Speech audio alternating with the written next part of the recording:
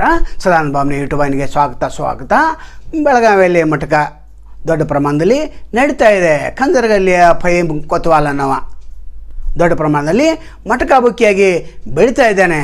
ಎಡ ಮಾರ್ಟಿನ್ ಅವರು ಆಯುಕ್ತರು ಇದನ್ನು ಗಮನಿಸಬೇಕಾಗ್ತದೆ. ಯಾಕಂದರೆ ಈತನ ಕೈಯಲ್ಲಿ 8 ರಿಂದ 10 ಜನ ಏಜೆಂಟ್ರಿದ್ದಾರೆ. ಅದೇ ರೀತಿ ರಾಜಾ ಕಡೋಲ್ಕರ್ ಈತನು ಕೂಡ ಚಿನ್ನವಳ್ಳಿಯಲ್ಲಿ ನಡೆಸ್ತಾ ಇದ್ದರು ಕೂಡ.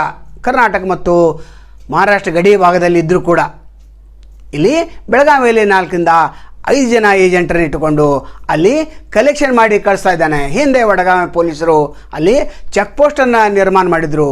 ಯಾರು ಚಿನ್ನವಳ್ಳಿಗೆ ಮಟಕ ಆಡ್ಲಿಕ್ಕೆ ಹೋಗ್ತಾರೆ ಅಂಥವ್ರ ಮೇಲೆ ಕ್ರಮವನ್ನು ಕೈಗೊಳ್ತಿದ್ರು, ಜಪ್ತಿಯನ್ನು ಮಾಡ್ತಿದ್ರು. ಆದರೆ ಈಗ ಹಾಗಿಲ್ಲ. ಈಗ ಎಲ್ಲವೂ ಖುಲ್ಲಾಗಿದೆ. ಹಾಗಾದರೆ ಎಡ ಮಾರ್ಟಿನವರೇ, ಈ ಇಬ್ಬರನ್ನು ನೀವು ಬಂಧಿಸಿ ನಿಮ್ಮ ಹೆಸರು ಹಾಳಾಗೋದ್ರಲ್ಲಿ ಯಾವುದೇ ಸಂಶಯ ಬೇಡ. ಯಾಕಂತಂದರೆ ಈ ಇಬ್ಬರನ್ನು ನೀವು ಕಂಟ್ರೋಲ್ನಲ್ಲಿ ಇಟ್ಕೊಂಡ್ರೆ ಅಥವಾ ಇವರನ್ನು ಕರೆಸಿ ನೀವು ಬುದ್ಧಿವಾದನ ಹೇಳಬೇಕಾಗ್ತಿದೆ. ಯಾಕಂದರೆ ನಿಮ್ಮ ವ್ಯಾಪ್ತಿಯಲ್ಲಿ 12 ಪೊಲೀಸ್ ಸ್ಟೇಷನ್ ಬರ್ತವೆ. ವಡಗಾವಿ ಪೊಲೀಸ್ ಸ್ಟೇಷನ್ ಕೂಡ ತಮ್ಮದೇ ಆದಂಥ ಒಂದು ಪ್ರದೇಶದಲ್ಲಿ ಬರ್ತದೆ.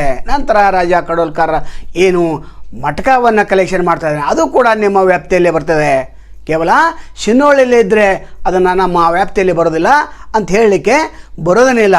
ಈ ಇಬ್ಬರು ಫಹೀಂ ಕೊತ್ವಾಲ್ ಮತ್ತು ರಾಜಾ ಕಡೋಲ್ಕರ್ ಕಳೆದ ಅನೇಕ ವರ್ಷಗಳಿಂದ ಮಟಕವನ್ನು ದೊಡ್ಡ ಪ್ರಮಾಣದಲ್ಲಿ ಆಡ್ತಾ ಇದ್ದಾರೆ. ಇಲ್ಲಿ ಜನರಿಗೆ ನ್ಯಾಯ ಸಿಗಬೇಕಾಗಿದೆ. ಈ ಇಬ್ಬರನ್ನು ನೀವು ಬಂಧಿಸಲೇಬೇಕಾಗಿದೆ.